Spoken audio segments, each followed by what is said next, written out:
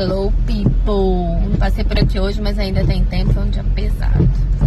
Mas eu queria compartilhar com vocês uma coisa que eu ouvi hoje de manhã na aula do professor Gioso. E ele falou uma coisa muito interessante. Ele disse o seguinte, ele falou primeiro daquela teoria de 2 fatores, né? De teoria de Herzberg. Mas ele disse o seguinte... Ele falou assim, primeiro ele deu uma atividade para os veterinários fazerem com a equipe, e depois ele falou de liderança. E aí ele foi comentar como os donos, né, se estressam com a equipe, e aí através daquele exercício eles vão entender o porquê. E ele disse que muitas vezes, foi até uma coisa que a gente fala muito aqui, né, o que me estressa não estressa você. E quando eu te conto, você fala, ai, Grazi, que besteira, que bobeira, nossa, não tinha necessidade de tanto. No caso da liderança, você poder fazer essa distinção do que você está levando para o pessoal e o que você está levando para o profissional. Saber separar. Mesmo porque você tem que tratar de forma individual cada colaborador. Às vezes eles têm os mesmos problemas, mas por motivos diferentes. E aí ele falou o seguinte, ele falou assim, olha, às vezes o problema não é só você. Lembra que a gente fala muito aqui que, né, as pessoas não fazem nada com a gente, é a gente que sente que elas fazem com a gente. Então ninguém te irrita, é você que se sente irritado.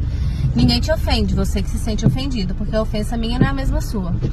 E aí ele disse que muitas vezes o colaborador muda o comportamento e você se assusta.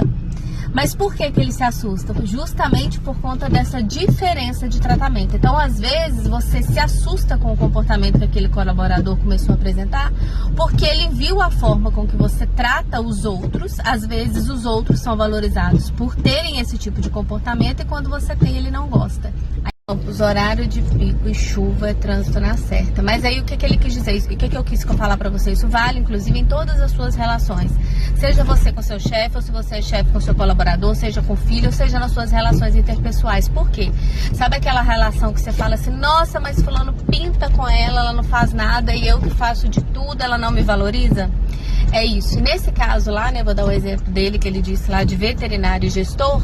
Quando o veterinário viu que aquele colaborador que faz de tudo mudou a postura para ficar igual àquele que é valorizado, o colaborador não gosta.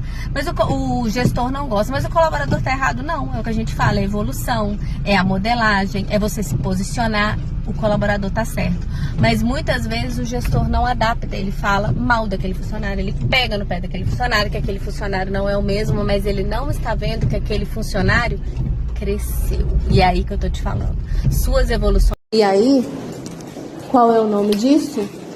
Autogestão. É você se autogerenciar, uma vez que você, como gestor, como você que sentiu a diferença, em vez de você ir lá apontar a mudança do outro, você se autogestar e entender por que isso aconteceu, por que essa mudança aconteceu, ela é positiva ou não é, ela é válida ou não é, merece reconhecimento, merece uma conversa. Por quê? As pessoas, palavra diz muito, mas o exemplo arrasta. Então as pessoas observam o tempo todo. Ela falou assim, uai, se eu faço de tudo, ela não me valorize, fulano faz isso, e é valorizado, eu vou mudar também. E você como gestor vê isso como ponto negativo, sendo que na verdade isso deveria ser valorizado, isso deveria ser reconhecido, porque ele evoluiu, ele cresceu e ele ainda está na sua empresa. Então ele merece continuar com você. Ruim é o colaborador que continua no mesmo lugar ou ele retrocede. Boa noite.